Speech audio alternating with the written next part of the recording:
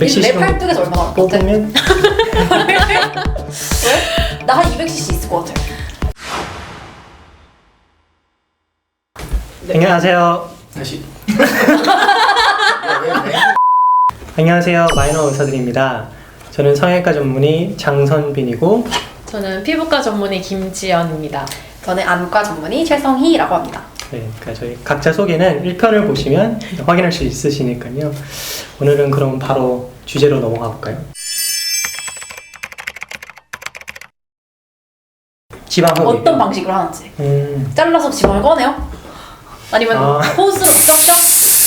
네, 아주 간단하게 말씀드리면 일단 마취를 해야 되겠죠. 전신 마취를 할 수도 있고 국소 마취도 할 수 있고. 그러니까 흡입의 양에 따라서 국소 마취로도 할 수 있어요. 한 5mm에서 1cm 사이 정도의 이제 절개선을 저희 칼로 이렇게 내요. 메스 가지고 보통 안 보이는 부위에 하게 되죠. 이제 절개선을 넣잖아요. 이렇게 예를 들어서 배꼽이면 배꼽에 절개선을 넣고 저희가 캐뉼라 바늘처럼 생긴 건데 끝이 바늘처럼 뾰족하지 않아서 딱 막 손상을 시키지 네. 않으면서 그러니까 안으로 관을 뚫어서 연결해주는 역할을. 그치. 그 관이 이제 어느 정도 이제 위치에다가 넣어가지고 지방을 흡입하게 되는 거죠. 그럼 지방 흡입을 얼마큼 하냐? 윤곽인 거죠, 결국은. 배가 이뻐질 수 있을 만큼의 지방을 사실 뽑는 거예요.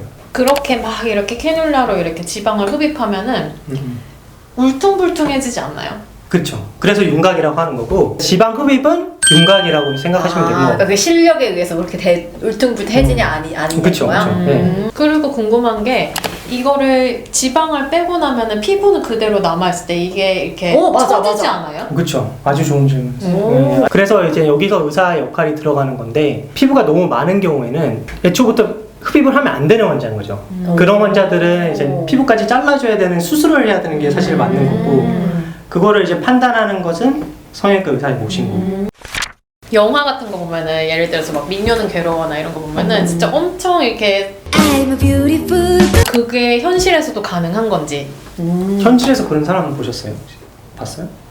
지방 흡입으로?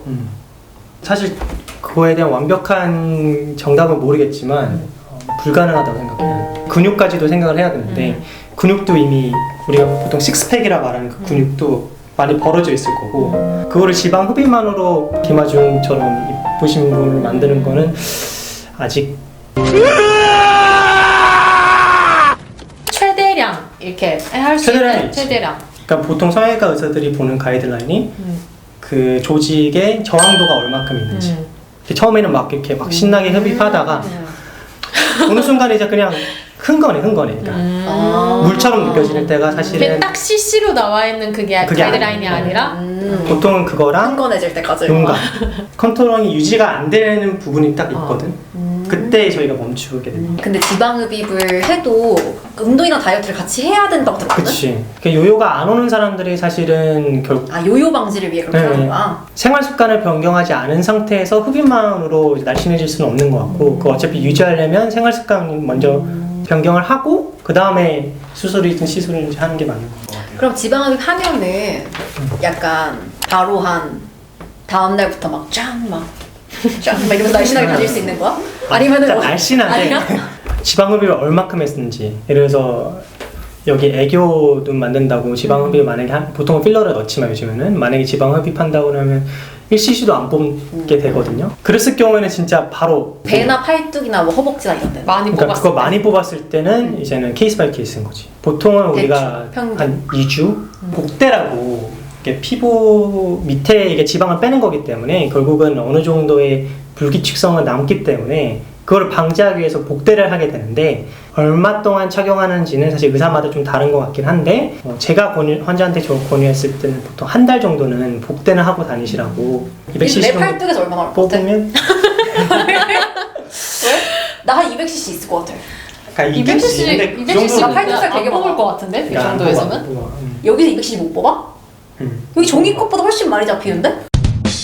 어쨌든 이만한 사람도 제가 300cc 뽑았거든요. 그럼 이렇게 됐어? 아니요. 그게 아무래도 피부의 탄력성도 있고 그런 피부 거 고려해서. 피부 진피층도 꽤 두껍기 때문에 그게 아무리 그 밑에 거를 다 뺀다고 해서 이렇게 확 이렇게 쫄아들지 않는 것 같아요. 진피가 그렇게 안 두. 응? 진피 안 두껍대. 안 두껍지. 그러니까. 피부가 남아 돌면 남아도 여러 가지를 생각해서 이렇게 그치. 확 많이 뽑지 않네. 이거. 지방을 뽑는다고 해서 그게 갑자기 그냥 확 쪼그라드는 성질이 아니기 때문에 제한이 있나요? 횟수가? 아 여러 번 할 수 있는지. 그쵸, 제한이 있죠. 확실히 그런 사람들을 한 번 수술을 했기 때문에 아무리 유착돼 있어? 염증에 유착될 가능성도 높고. 그러니까 사람 피부나 이런 조직 같은 경우에는 우리가 뭐 수술을 받거나 그러면 한 번 이렇게 칼을 대서 열었던 곳은 이렇게 섬유화가 되거나 이렇게 그쵸. 뭐 유착이 돼가지고 딱 이렇게 붙어버려요. 그런 거 때문에 지방 흡입도 여러 번 했을 때 좀 문제가 있을 수 있다는 얘기를 하시는 거죠. 미용적으로 지방 흡입을 추천하시는 편이세요? 그러니까 피부가 너무 처져 있지 않고 그런 상태인데 약간 윤곽하는 것처럼 이미 이쁘신 분은 조금 더 이쁘시게 되거나 아니면 이미 날씬하신 분은 조금 더 이렇게 그러니까 보완하는 수술로는 괜찮은 방법인 것 같아요. 안전하고 그리고 안전하구나. 비교적으로 난 엄청 위험한 건 줄 알았어. 그 옛날에 막 지방을 되게 위험해가지고 막 그치. 그거 하면은 막 그런 이유. 펫 엠볼리즘으로 막 죽고 막 이런 거. 그리고 요즘에 혈관 아니야? 막혀가지고. 이제는 거의 없어? 이제는 저는 사실 한 번도 정말 없어? 많이 했지만 한 번도 경험하지 못했고 필요한 사람들은 어떤 사람들이 필요할까요? 이제 어떤 암 수술하고 나서 그러니까 예를 들어 가슴은 두 개니까 한쪽에 이제 결손이 생겨서 보형물을 넣게 되면 똑같을 수는 없잖아요. 그러니까 만져지는 부위가 있을 수 있고 그런 부위를 덜 만져지게 하거나 피부를 조금 더 재생을 잘하기 위해서 만들기 위해서 지방을 흡입하고 그 부위에 넣는 거죠. 그런 경우가 있고 그러니까 럼버그 신드롬처럼 이렇게 얼굴이 원래부터 선천적으로 좀 비대칭인 사람들 그랬을 경우에는 다른 성형 수술도 있지만 그거의 보완적인 차원에서 지방 흡입하고 조금 비대칭을 좀 교정하는 차원에서 많이 하게 되죠. 그리고 피부과에서도 지방 이식 흡입하고 이식을 하는 경우들이 있는데 피부과 질환 중에서도 선천적이나 후천적으로 그런 지방이 위축되는 그런 질환들이 있어요. 그런 경우에 다른 부위에서 빼서 지방 이식해서 넣고 이런 경우들도 있습니다. 오늘 간단하게 지방 흡입에 대해서 알아봤습니다. 궁금하신 점 있으시면 댓글 꼭 달아주시고 구독과 좋아요 꼭 부탁드립니다. 감사합니다.